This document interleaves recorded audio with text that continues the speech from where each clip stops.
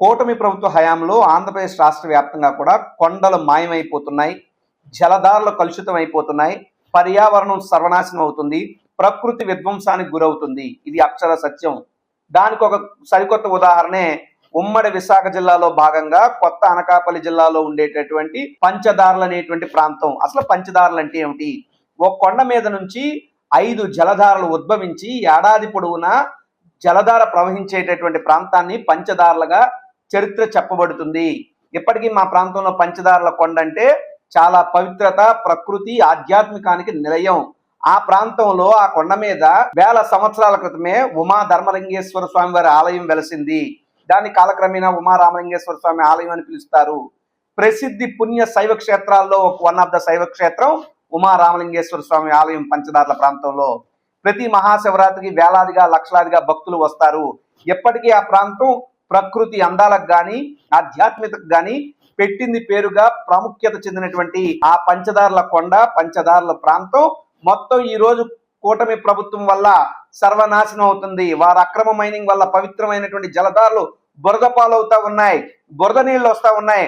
ఆ ప్రాంతం మొత్తం సర్వనాశనం అవుతుంది ఖచ్చితంగా. కాబట్టి వైఎస్ఆర్ కాంగ్రెస్ పార్టీ డిమాండ్ చేస్తుంది, ఆ ప్రాంతాన్ని ఇమీడియట్ గా నో మైనింగ్ జోన్ గా ప్రకటించాలని చెప్పి మేము డిమాండ్ చేస్తా ఉన్నాం. తర్వాత కూటమి ప్రభుత్వ పెద్దలను అడుగుతున్నా, మరీ ముఖ్యంగా పవన్ కళ్యాణ్ గారిని అడుగుతున్నా, అయ్యా మీకు ఒంట్లో బాగాలేదు, శస్త్రచికిత్స చేయించుకున్నారు, త్వరగా కోలుకోవాలని కోరుకుంటూనే కాస్త పంచదారుల మీద మీరు దృష్టి పెట్టండి.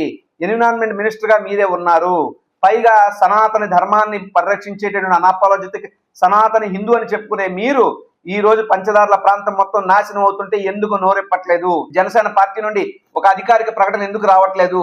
లేదా మీకు సంబంధించినటువంటి పొల్యూషన్ కంట్రోల్ బోర్డు కానీ లేదా మైనింగ్ సంబంధించిన అధికారులు కానీ ఎందుకు అక్కడికి వెళ్ళి తనిఖీలు చేయట్లేదు? ఎందుకు నా ప్రాంతాన్ని నో మైనింగ్ జోన్ గా ప్రకటించట్లేదు? మీరు ఎందుకు అంత స్తబ్దతగా ఉండిపోయారు అన్నటువంటి ప్రశ్న ఉత్పన్నం అవుతుంది. పవన్ కళ్యాణ్ గారు స్పందించండి, పంచదారుల ప్రాంతాన్ని కాపాడండి, కూటమి ప్రభుత్వ పెద్దలారా దృష్టి పెట్టండి. ఇది ప్రకృతి వినాశనం జరుగుతుంది.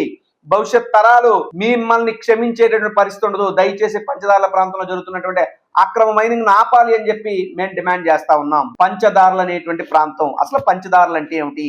ఒక కొండ మీద నుంచి 5 జలధారలు ఉద్భవించి ఏడాది పొడవునా జలధార ప్రవహించేటటువంటి ప్రాంతాన్ని పంచదారులుగా చరిత్ర చెప్పబడుతుంది. ఇప్పటికీ మా ప్రాంతంలో పంచదారుల కొండ అంటే చాలా పవిత్రత, ప్రకృతి, ఆధ్యాత్మికానికి నిలయం. ఆ ప్రాంతంలో ఆ కొండ మీద వేల సంవత్సరాల క్రితమే ఉమా ధర్మలింగేశ్వర స్వామి వారి ఆలయం వెలసింది. దాన్ని కాలక్రమేణా ఉమా రామలింగేశ్వర స్వామి ఆలయం అని పిలుస్తారు. ప్రసిద్ధి పుణ్య శైవ క్షేత్రాల్లో వన్ ఆఫ్ ద శైవ క్షేత్రం ఉమా రామలింగేశ్వర స్వామి ఆలయం పంచదార్ల ప్రాంతంలో.